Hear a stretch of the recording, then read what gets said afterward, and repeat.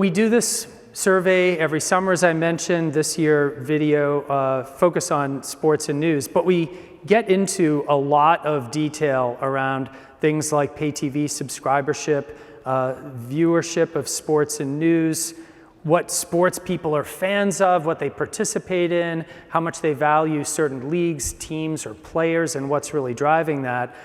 And also the impact of betting, wide variety of topics.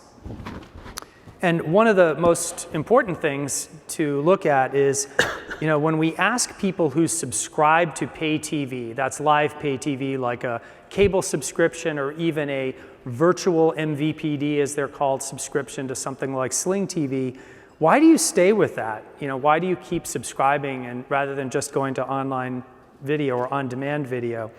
And the top reason, far and away, is live news is important to me. 30% say strongly agree, and another 35% say agree.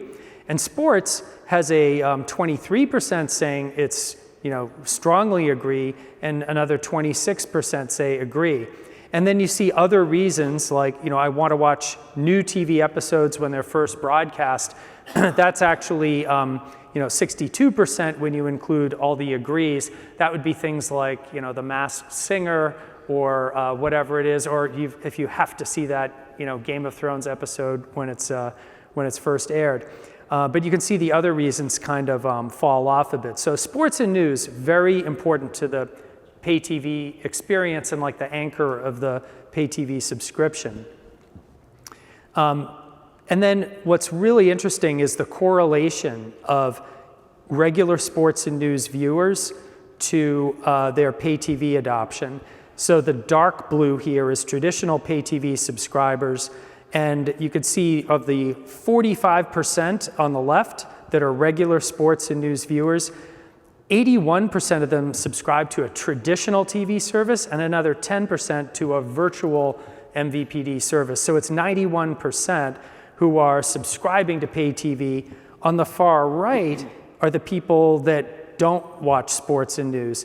It's 21% of the population, and that's only about half, 51% subscribe to a live pay TV service. So there's a very strong correlation between viewership of sports and news and pay TV subscription status. But it's not all age ranges that have the same level of interest. So when we ask how frequently do you watch sports, not surprisingly, big difference between men and women on regular sports viewership. So about 2/3 of men say they're regular sports viewers, and only about 41% of women say they're regular sports viewers. Looking across the age ranges, it's roughly the same across all age ranges, a little bit lower for 55 plus, but sports viewership is very correlated to income. So on the far right, you can see, less than 25K annual income is the lowest, and then it creeps up across income levels to 150K plus. About 2/3 are regular sports viewers. Now contrast that with news. How frequently do you watch the news? Well, look at the big difference in age range. So 18 to 24-year-olds, much lower than 55 plus. 81% of people who are 55 plus say they're regular news viewers.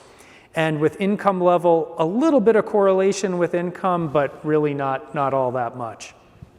So we're getting some insight here into who is it that's watching sports and news. And one of the other things that we did in our survey was we put in a simulation capability. We do this a lot with our clients where we say, what's the value of programming? We do that by removing programming from different offers and seeing what the impact is on subscribership level.